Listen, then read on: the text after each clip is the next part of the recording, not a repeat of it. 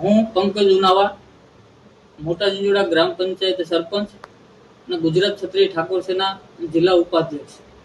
આજના વિડીયોની અંદર આપણે ગુજરાત સરકારની મહત્વની 2 યોજનાઓ વિશે વાત કરવી છે, જેની અંદર ગુજરાત ગ્રામ શ્રમયોગી કલ્યાણ બોર્ડ ગાંધીનગર અને શ્રમ કૌશલ વિકાસ અને રોજગાર વિભાગ ગાંધીનગરની આ 2 યોજનાઓ છે.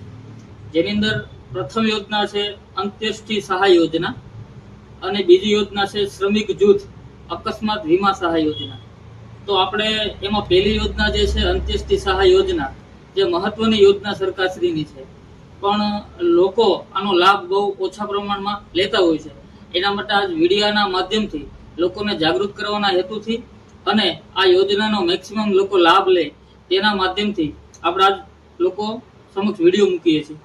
જેની અંદર અંત્યેષ્ટિ સહાય યોજનાની અંદર જે અસંગઠિત ક્ષેત્રે જોડાયેલ હોય કોઈ પણ કામદાર કે જેમની પાસે ઈ શ્રમ કાર્ડ હોય, તેમને એના મરણના કિસ્સાની અંદર સરકારશ્રી દ્વારા 10,000 રૂપિયાની સહાય આપવામાં આવે છે.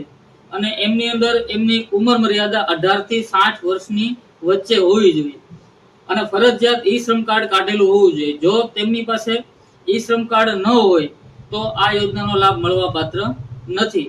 અને 60 થી 70 વર્ષના જે કોઈ વ્યક્તિ મરણ પામ્યું હોય અને એમની પાસે ઈ શ્રમ કાર્ડ ન હોય તો નિયત નમૂનાનું સોગંદનામું એને જોડવાનું રહેશે. ઈ શ્રમ કાર્ડ ન હોય છતાં 60 થી 70 વર્ષના જે કોઈ વ્યક્તિ મરણ પામ્યા છે તો એમને સરકારશ્રી દ્વારા 10,000ની સહાય આપવામાં આવશે.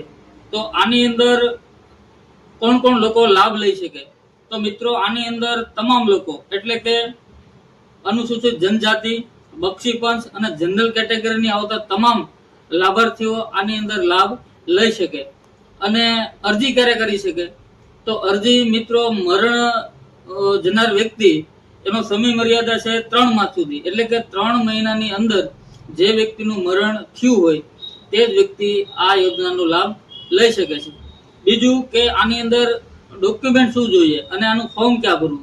તો મિત્રો, જરૂરી ડોક્યુમેન્ટની અંદર એનું નિયત નમૂનાનું ફોર્મ આવશે, પછી ઈ શ્રમ કાર્ડની નકલ આવશે, જાતિના દાખલાની નકલ, અને જાતિના દાખલાની અંદર દાખલા તરીકે મરણ જે વ્યક્તિ પામ્યો છે અને એમનો જાતિનો દાખલો નથી તો તેની પત્ની, પુત્ર અથવા પુત્રીનો જાતિનો દાખલો રજૂ કરી શકાશે. મરણના પ્રમાણપત્રની નકલ, મૃતકના ઉંમરના પુરાવાની નકલ, અરજદારના બેંક પાસબુકની નકલ, પછી અરજદારના આધાર કાર્ડની નકલ, અરજદારનો આવકનો દાખલો.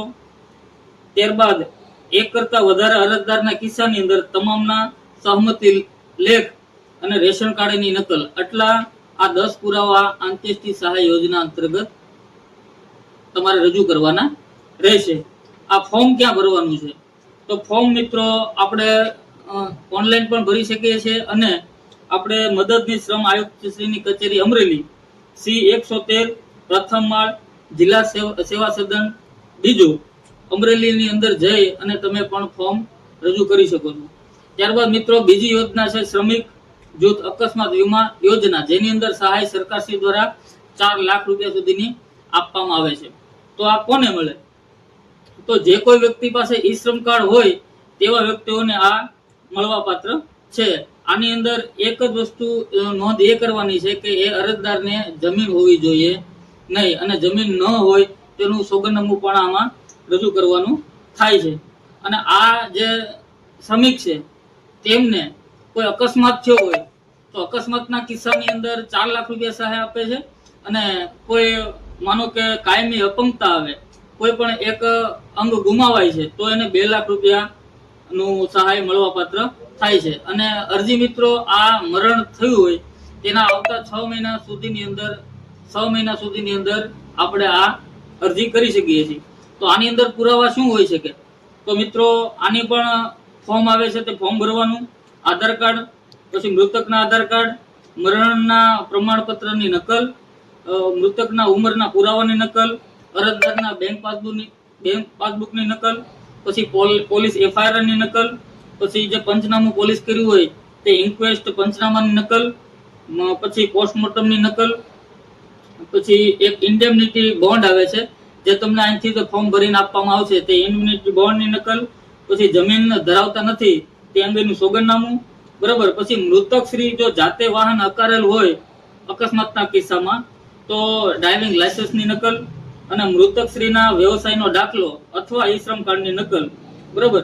અને મૃતક શ્રી અવસાન સમયે ગ્રામ્ય વિસ્તારમાં 14 થી 70 વર્ષની વચ્ચે હોવી જોઈએ અને શહેરી વિસ્તારમાં 18 વર્ષથી 70 વર્ષની વચ્ચે હોવી જોઈએ.